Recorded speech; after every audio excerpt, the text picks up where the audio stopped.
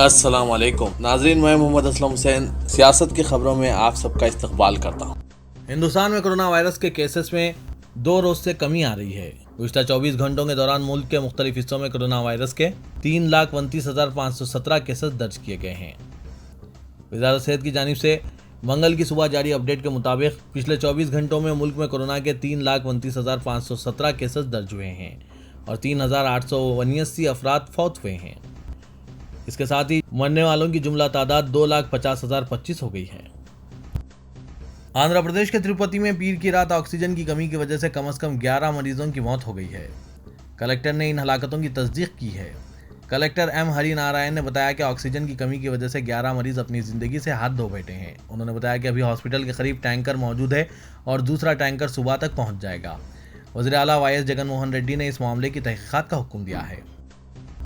Petrol और diesel की कीमतें पूरे मुल्क में रिकॉर्ड सतह पर पहुंच गई है, जहां एक हफ्ते में मुसलसिल 5वीं मरतबा इजाफा किया गया। महाराष्ट्र, राजस्थान और मध्य प्रदेश के साथ इन रियासतों की सफ में शामिल हो गए हैं, जहां पेट्रोल की कीमतें 100 रुपये फी लीटर से ज़्यादा हो गई है। पेट्रोल की कीमत में 26 पैसे फी लीटर और डीजल में 33 पैसे फी लीटर का इजाफा किया गया। सरकारी ऑयल कंपनी की जानिब से एक नोटिफिकेशन में यह बात बताई गई। 4 मई के बाद से यह 5वां इजाफा है। पेट्रोल और डीजल की कीमतें सबसे ऊंची सतह पर पहुंच गई है। दिल्ली में पेट्रोल अब 91 रुपये 53 पैसे फी लीटर और डीजल 82 रुपये फी लीटर है, जबकि राजस्थान, मध्य प्रदेश के बाद अब महाराष्ट्र का परभनी भी इन मुकामात में शामिल हो गया, जहां पेट्रोल की कीमत 100 रुपये फी लीटर है। परभनी में पेट्रोल की कीमत 100 रुपये 20 पैसे फी लीटर हो गई है, जबकि भोपाल में कीमत 99 रुपये 55 पैसे फी लीटर है। बिहार के एक जिले में गंगा नदी में बहकर कई नाशें आ गईं, जिनमें शुबा किया जा रहा है कि कोविड-19 की वजह से फौत होने वालों अफराद की नाशें शामिल हैं। बक्सर जिले के चौसा ब्लॉक के ओहदेदार फौरी इस इत्तला पर मुकाम वाक़िअ पर पहुंच गए। ये इलाका उत्तर प्रदेश की सरहद पर वाक़ है। चौसा के बीडीओ अशोक कुमार ने पीटीआई को बताया कि हमें मुकामी चौकीदार ने चौकस किया कि नदी में कई नाशें तैर रही है। हमने अब तक 15 नाशें निकाली है। इनमें से कोई भी जिले का साकिन मालूम नहीं होता। उन्होंने कहा कि उत्तर प्रदेश के कई अजला नदी के इस पार वाक़ हैं और शायद इन नाशों को गंगा में फेंक दिया गया, जिसकी वजूहात का हमें इल्म नहीं है। हम इस बात की तौसीक नहीं कर सकते कि आया मुतवफ़ी अफराद कोविड-19 के लिए मुस्बित पाए गए थे। ये नाशें मस्क होना शुरू हो गई हैं, लेकिन हम तमाम एहतियाती इक़दाम कर रहे हैं और इस बात को यकीनी बना रहे हैं कि इन नाशों को एहतराम के साथ ठिकाने लगाया जाए। कांग्रेस वर्किंग कमेटी ने कोरोना वायरस बहरान से निपटने के तरीक़ेकार पर वज़ीर-ए-आज़म नरेंद्र मोदी पर बरहमी का इजहार किया और कहा कि इन्हें अपनी गलतियों पर पछताना चाहिए और अपने शख्सी एजेंडे को आगे बढ़ाने के बजाय अवाम की खिदमत करनी चाहिए। कांग्रेस के आला तरीन फैसला साज इदारे ने एक करारदाद में कोरोना वायरस के केसों और अमवात के सरकारी आदत-ओ-शुमार पर सवाल उठाए और इल्ज़ाम लगाया कि कई अमवात का कोई रिकॉर्ड नहीं है। करारदाद में कहा गया है कि सच्चाई को छुपाने में नहीं बल्कि चैलेंज का सामना करने में हल छुपा है। कांग्रेस वर्किंग कमेटी ने कोरोना वायरस टीका अंदाजी से मुतालिक हुकूमत की हिकमत अमली पर गहरी तशवीश का इजहार किया और इल्ज़ाम लगाया कि सप्लाई बहुत नाकाफ़ी थी। कीमतों की पॉलिसी में नुक्स और इम्तियाज़ बरता गया है। WHO ने हिंदुस्तान में फैल रहे कोविड-19 वायरस की शक्ल को तशवीशनाक ज़ुमरे में रखा है और कहा है कि ऐसा मालूम होता है कि यह बहुत ज़्यादा मोतदी है। अक़वाम मुत्तहिदा के सेहत इदारे ने कहा कि पिछले साल अक्टूबर में हिंदुस्तान में पाए गए वायरस की शक्ल असल वायरस से बहुत आसानी से मुंतकिल हो रही है और ऐसा हो सकता है कि इसमें वैक्सीन से तहफ़्फ़ुज़ के इक़दामात के खिलाफ ज़्यादा मुज़ाहमत हो। मगरबी बंगाल की वज़ीर आला ममता बनर्जी ने वज़रा की हलफ़बर्दारी के बाद महकमे की तक़सीम करते हुए वज़ारत अक़लियती उमूर व मदरसा तालीम महकमे की जिम्मेदारी अपने पास रखने के बजाय शुमाली देनाजपुर से आए गुलाम रब्बानी को वज़ारत अक़लियती उमूर व मदरसे की जिम्मेदारी दी है। ममता बनर्जी की वज़ारती टीम में 7 मुस्लिम चेहरे शामिल किए गए हैं, जिनमें 4 को काबीना, 1 को आज़ादाना चार्ज और 2 को वज़ीर मुमलिकत बनाया गया है। तृणमूल कांग्रेस के सीनियर लीडर फरहाद हकीम को इस मरतबा ट्रांसपोर्ट और हाउसिंग का महकमा दिया गया है, जबकि जावेद अहमद खान को सिविल डिफेंस और महकमा कुदरती आफात रोकथाम का चार्ज दिया गया है। वज़ीर मुमलिकत आज़ादाना चार्ज के तौर पर लाइब्रेरी और मास एजुकेशन का चार्ज संभालने वाले मौलाना सिद्दीक़ुल्लाह चौधरी को काबीना के वज़ीर का चार्ज दिया गया है, मगर इनको वही महकमा दिया गया है।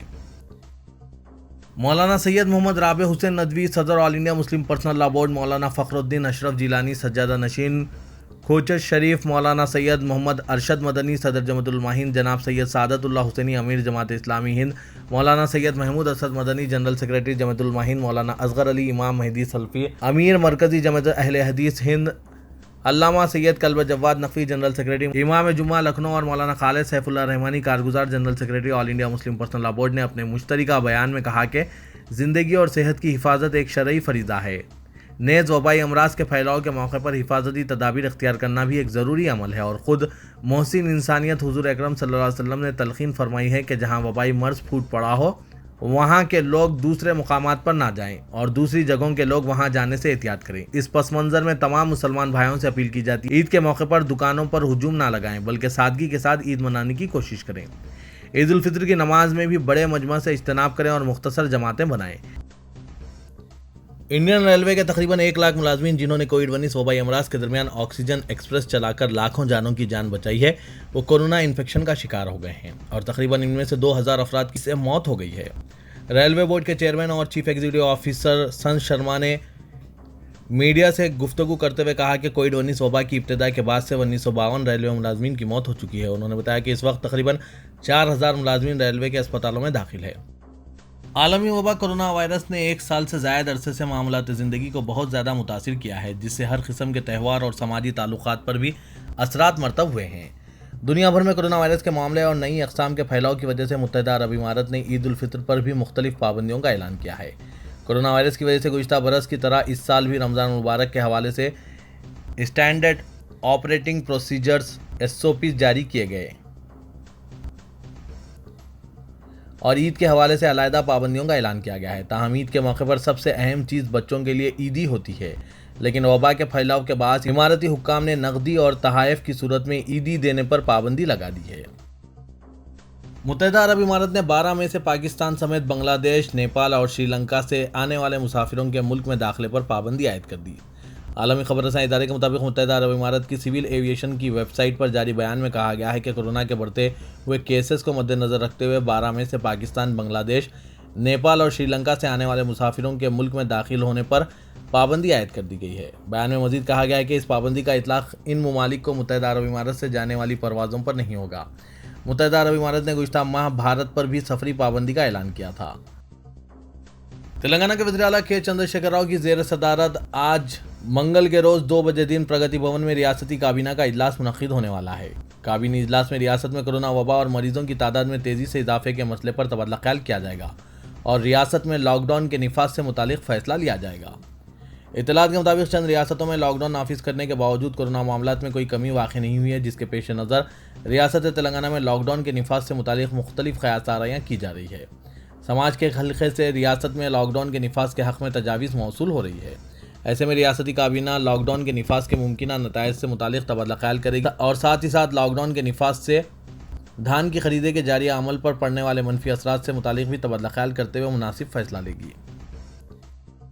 किंगकोठी दवाखाने में ऑक्सीजन की किल्लत के सबब कोरोना के 7 मरीजों की मौत हो गई है। मुबैना तौर पर ऑक्सीजन की 12 घंटे ताख़ीर से सरबराही के नतीजे में ये वाक़या पेश आया। दूसरी तरफ हॉस्पिटल इंतजामिया ने यह भी वजाहत की है कि मरीज इंतहाई तशवीशनाक हालत में थे, जिसकी वजह से इनकी मौत वाक़ई हुई है। इन्हें फौरी तौर पर ऑक्सीजन की ज़रूरत नहीं थी। इस वाक़े के बाद किंगकोठी हॉस्पिटल में दहशत का माहौल देखा गया।